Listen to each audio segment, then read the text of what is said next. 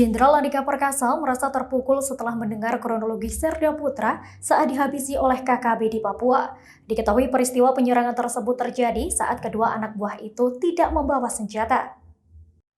Pantas saja Panglima TNI Jenderal Andika Perkasa begitu terpukul atas gugurnya Serda Putra Rahaldi di tangan kelompok kriminal bersenjata Papua. Karena diketahui Serda Putra Rahaldi terbunuh saat tidak sedang memegang senjata. Jenderal Andika Perkasa pun bertekad menegakkan hukum dan nilai-nilai kemanusiaan di tanah Papua. Seperti diberitakan, Serda Putra Rahaldi yang gugur di Papua dinaikkan pangkatnya oleh Panglima TNI Jenderal Andika Perkasa. Jenderal Andika mengatakan pihaknya sudah menandatangani kenaikan pangkat luar biasa almarhum Sersan II Putra Rahaldi yang berasal dari Aceh. Kenaikan satu tingkat lebih tinggi yaitu menjadi Sersan I Anumerta. Hal tersebut disampaikan Jenderal Andika Perkasa di sela kunjungannya di Surabaya pada Sabtu 4 Desember 2021. Serda Putra Rahaldi merupakan tentara asal Sumeulue, Provinsi Aceh. Rencananya dia akan dimakamkan di kampung halamannya setelah jasadnya dibawa dari Papua. Serda Putra Rahaldi gugur setelah diserang di dekat Koramil Suru-Suru. Saat itu, Serda Putra Rahaldi dan Praka Suheri sedang mengambil air di bak penampungan tidak jauh dari pos Ramil Suru-Suru. Keduanya ditembak oleh kelompok kriminal bersenjata Papua. Andika Perkasa merasa sedih dan marah atas peristiwa tersebut. Ia mengatakan pihaknya sangat menyesalkan peristiwa itu.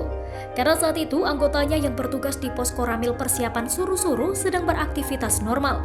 Namun mungkin telah direncanakan oleh kelompok bersenjata tindakan yang kemudian merenggut nyawa itu. Andika Perkasa juga mengatakan seharusnya kemanusiaan harus dikedepankan.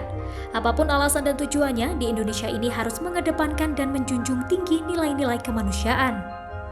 Yang membuat dirinya sangat menyesalkan peristiwa penyerangan itu terjadi justru saat dua anak buahnya itu sedang tidak bersenjata, melainkan beraktivitas normal, yaitu melakukan aktivitas yang dilakukan oleh semua orang, yaitu mengambil air.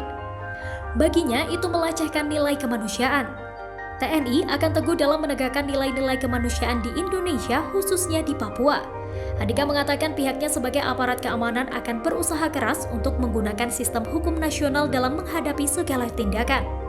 Sebab negara Indonesia memang negara hukum, sehingga harus menjunjung tinggi mekanisme hukum dalam penyelesaian apapun dengan semaksimal mungkin. Prajurit TNI yang gugur akibat ditembak oleh anggota kelompok kriminal bersenjata di Papua, yaitu Serda Putra Rahaldi, dimakamkan di Taman Bahagia Sinabung, ibu kota Kabupaten Simeulue. Kodim 0115 Simeulue dan jajaran hingga kini masih menunggu informasi lanjutan terkait pemulangan jenazah prajurit asal kabupaten itu. Dadim 0115 Simeulue Letkol Infantri Yogi Bahtiar Sabtu 4 Desember 2021 mengatakan pihaknya dan jajaran sudah menyiapkan penerimaan pemulangan jenazah Serda Putra Rahaldi di rumah orang tuanya kawasan Desa Sukamaju, Kecamatan Simeulue Timur, Kabupaten Simeulue. Redi Anwar, abang almarhum Serda Putra Rahaldi, mengatakan adiknya tersebut merupakan anak keempat dari 5 bersaudara. Ayah mereka bernama Darlim Syah yang sehari-hari bekerja sebagai nelayan. Sedangkan ibunya bernama Warni, hanya seorang ibu rumah tangga. Ia mengatakan keluarganya itu merupakan keluarga nelayan.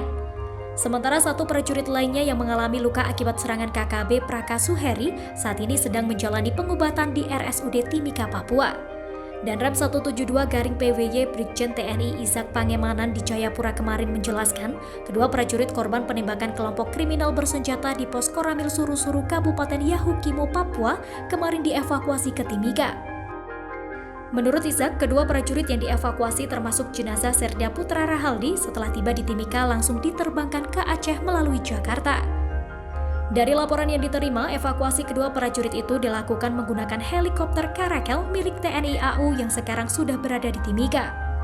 Seperti diberitakan sebelumnya, pos Koramil Suru-Suru Kabupaten Yahukimo, Papua diserang anggota KKB pada Jumat 3 Desember 2021 siang. Demikian informasi dari Tribun Jateng Update. Saksikan terus Tribun Jateng Update hanya di channel YouTube Tribun Jateng. Ikuti update terbaru dari sosial media Tribun Jateng.